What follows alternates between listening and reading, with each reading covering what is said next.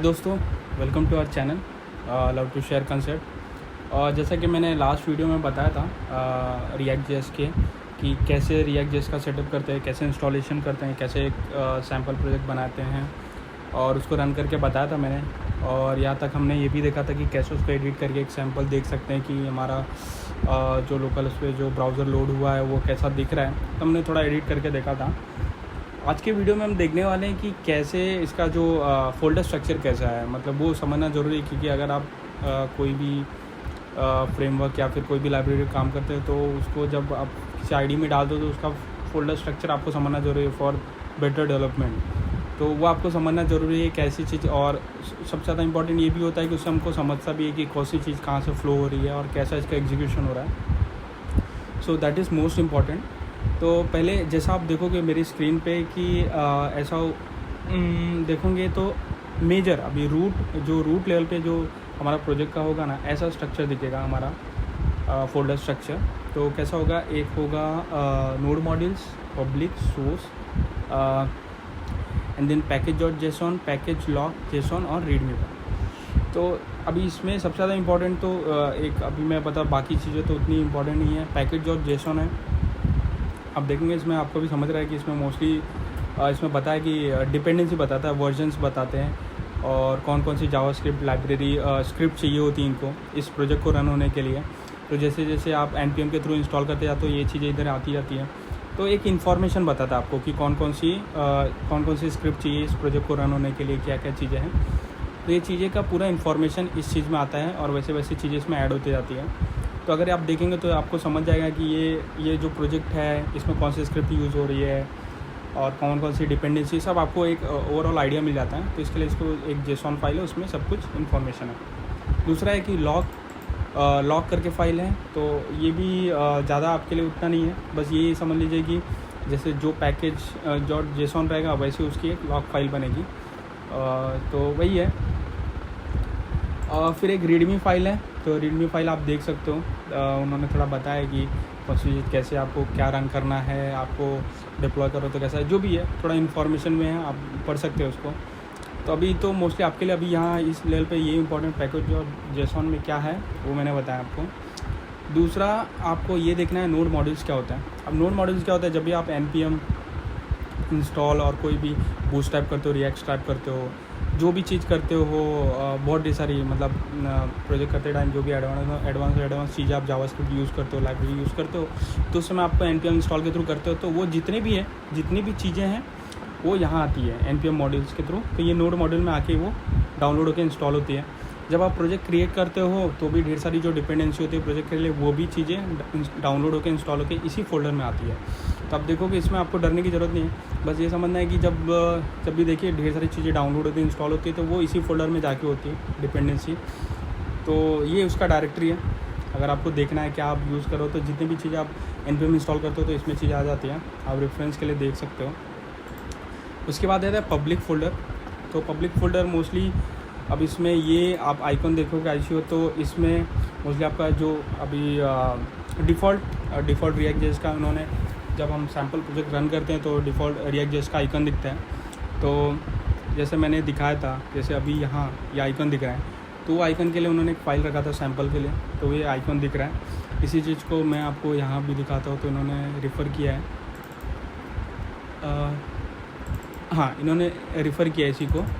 तो वो अभी हमें उतना देखने की ज़रूरत नहीं है, अभी उसकी उतनी ज़रूरत नहीं है। उन्होंने एक सैम्पल डेमो के लिए ऐसा बना के रखा आइकन दिखता है। सबसे ज़्यादा इंपॉर्टेंट हमारे लिए ये फाइल है index.html। अभी जैसे रिएक्ट जेएस में आपको पता होगा, अगर नहीं पता तो ये है कि रिएक्ट जेएस में ऐसा नहीं है कि बाकी एप्लीकेशन के थ्रू मल्टीपल .html फाइल होगी। एक सिंगल पेज एप्लीकेशन मतलब आपको इसमें ढेर सारे पेजेस नहीं होंगे, एक ही पेज होगा, उसमें ढेर सारे व्यूज़ हैं, वो हम कंट्रोल करेंगे, अपने अपने व्यूज़ बना के उसको अपडेट करेंगे। तो एक ही पेज होगा, सिंगल पेज एप्लीकेशन होगा, उसी पे ढेर सारे व्यूज़ अपडेट होते रहेंगे in the form of components, जैसा भी है। तो आपको धीरे धीरे समझेगा। बस आप ये समझ लिए इसमें मल्टीपल .html फाइल नहीं होंगे, एक ही HTML फाइल होगा, सिंगल पेज एप्लीकेशन। उसी में आप उसी व्यू को आप अपडेट करोगे, कंट्रोल करोगे वही पेज में आप व्यू को कंट्रोल करोगे, आप कंपोनेंट के थ्रू फंक्शनल कंपोनेंट या फिर क्लास कंपोनेंट बना के आप अपना व्यू दोगे। लेकिन ऐसा नहीं होगा उसमें मल्टीपल .html फाइल होंगे, एक ही HTML फाइल होगा, उसमें आप व्यू को कंट्रोल करोगे। इसके लिए यहाँ एक आता है React.js, वही हम उसकी बात करें। React.js अलाउ करता है आपको कि एक सिंगल पेज एप्लीकेशन में आप अलग मल्टीपल व्यूज़ आप दिखा सके, कंट्रोल कर सकते हो। तो ये है, ये वही index.html फाइल है जो डिस्प्ले होती है जब भी आप npm स्टार्ट करते हो। तो ये जो पेज है यही ब्राउज़र में जाके लोड होता है और यही दिखता है।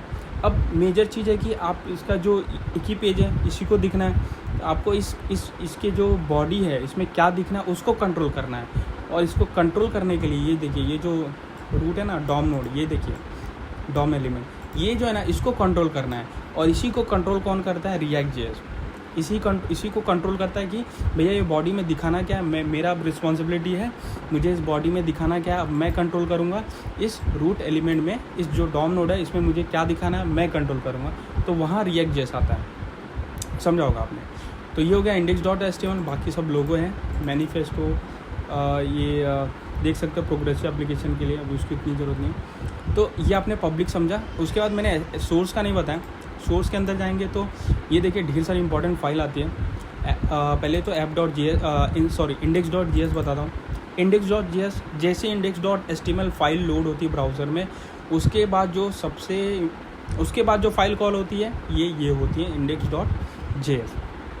जैसा मैंने बताया कि एक ही पेज होता है, एक ही पेज लोड होता है। अब उस पेज के व्यू को कंट्रोल करना, मल्टीपल व्यूज़ में अपडेट करना, दिखाना कंपोनेंट फॉर्म में, उसका काम React.js का है। तो React.js यहाँ आता है। React.js बोलता है कि now I am going to control this, I am now going to control this DOM element and मैं इसमें अपना दिखाऊंगा। तो इसने क्या बोलिया, देखिए इस बोल रहा है इस आईडी में, इस डॉम आईडी में now I will show my components. अभी कंपोनेंट्स क्या होता है आप इतना समझ सकते हो, जैसे HTML में जैसे आपको पता रहेगा हेडिंग 4, जैसे H4 देख लीजिए, जैसे जो भी पैराग्राफ देख लेते हो, वो एक टाइप का कंपोनेंट है। आपने कभी सोचा क्या कि वो आप पैराग्राफ डालने पे वो कैसे दिख जाता है, बना के देता है, तो वो भी एक कंपोनेंट है।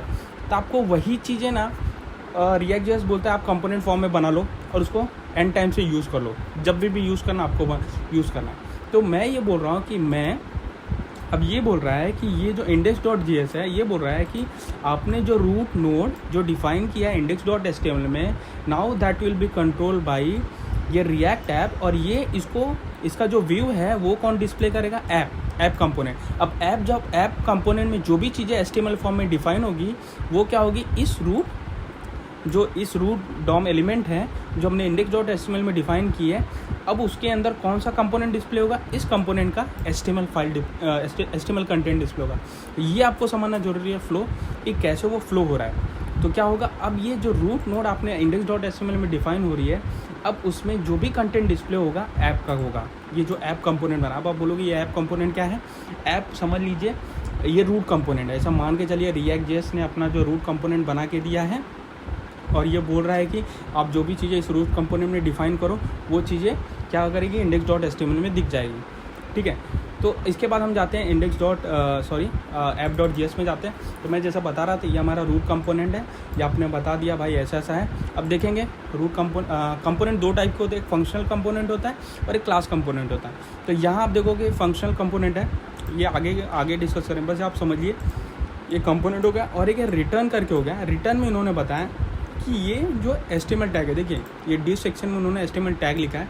उन्होंने बोला है कि ये जो HTML टैग है, ये जितने भी इंफॉर्मेशन है, ये जो HTML टैग है, ये जो बॉडी है, आप क्या कीजिए, आप इस रूट जो टैग है ना डॉम नोड है इसमें दिखाइए, आप इसमें दिखाइए। ये आपने ऐसे मेंशन किया है। आपने कैसे मेंशन किया है? ये जो ऐप जो कंपोनेंट है जो आपने यहाँ बनाया है, ये जो इसका जो कंटेंट है, इसका जो HTML बॉडी है, आपको इस रूट नोड में दिखाना है। और ये जो रूट नोड है, डॉम नोड है, आपने किस में डिफाइन किया है? आपने किस में डिफाइन किया? index.html में। तो इसके थ्रू आपका ब्राउज़र अपडेट होता है। आपको थोड़ा आइडिया मिला होगा। अब इसी चीज़ को हम थोड़ा सा और अपडेट कर लेते हैं। अब आप बोलते हो कि ऐसा कैसा, थोड़ा हम और चीज़ें देख लेते। तो इसी चीज़ को मैं जैसे आपको बता देता हूँ कि सपोज़ मैं क्या करता हूँ, मैं लोगो निकाल देता हूँ। लोगो क्या, मैं सब कुछ निकाल देता हूँ। थोड़ा सा मैं आपको समझाने के लिए सब कुछ निकाल देता हूँ। यहाँ मैं एक हेडिंग डाल देता हूँ H2 और मैं बोलता हूँ well this is folder structure, folder structure video, ठीक है। ये मैं बोल रहा अब मेरे HTML में ये दिखना चाहिए, मैंने ठीक है, ये मैंने कंट्रोल किया। मैंने बोला कि मेरे यार वो जो मेन है बॉडी है उसमें ये दिखना चाहिए। तो अभी देखिए ये दिख रहा है। मैं जस्ट इसको रिफ़्रेश करूँगा। देखिए मैं रिफ़्रेश करूँगा, देखिए कंपाइल हो रहा है। और एक बार थोड़ा सा कंपाइल होने के बाद आप देखिए आपको ये वार्निंग है, उसका कुछ नहीं है। अब जब यहाँ देखिए this is a folder structure video, तो देखिए आपका अपडेट हो गया। तो मैंने जितना आपको बताना था बताया फोल्डर स्ट्रक्चर से रिलेटेड। और बाकी अब देखिए जैसे मैं अभी ये धीरे धीरे बाद में समझेंगे। तो देखिए जितने भी चीज़ें आपको कंपोनेंट को व्यू को कंट्रोल करना, आप ढेर सारे कंपोनेंट बनाएं, आप उसको इंक्लूड करते जाइए। बाकी अभी आप इसमें आपको इतना हेडेक लेने की ज़रूरत नहीं है, वो आगे के वीडियो में देखेंगे। बस आपको ये याद रखना है, जो भी ब्राउज़र जब भी आप लोकल होस्ट जब आपका डेवलपमेंट सर्वर बनता है, उसमें जो ब्राउज़र में जो फाइल लोड होती है वो index.html फाइल होती है, वो याद रखना है आपको, index.html। और index.html के बाद तुरंत जो फाइल कॉल होती है वो index.js होती है। index.js में ऐप कंपोनेंट डिफाइन होता है, उसको इंक्लूड करते हैं। और ऐप.कंपोनेंट वो बताता है कि कौन सा HTML फाइल है डिस्प्ले करना है, और उसको पता है कि कहाँ डिस्प्ले करना है। उसको हमने डिफाइन किया है कि यार आपको क्या करना है, वो जो रूट नोड है, डॉम नोड है, जो index.html फाइल है, उस जो डॉम नोड के सेक्शन में आपको अपना कंटेंट दिखाना है। तो वैसे उसको पता चलता है और वो चीज़ें डिस्प्ले होती है। सो आज के अभी के वीडियो में इतना ही। और बाकी जो अभी हम नेक्स्ट वीडियो में हम देखेंगे फंक्शनल कंपोनेंट, क्लास कंपोनेंट क्या है। सो आई होप मेरा वीडियो थोड़ा आपको अच्छा लगा रहेगा, आपको थोड़ा मज़ा आएगा, थोड़ा आपको समझा होगा कैसे फ्लो होता है। सो मेरा वीडियो अच्छा लगा तो इसे लाइक कीजिए, सब्सक्राइब कीजिए। Thank you.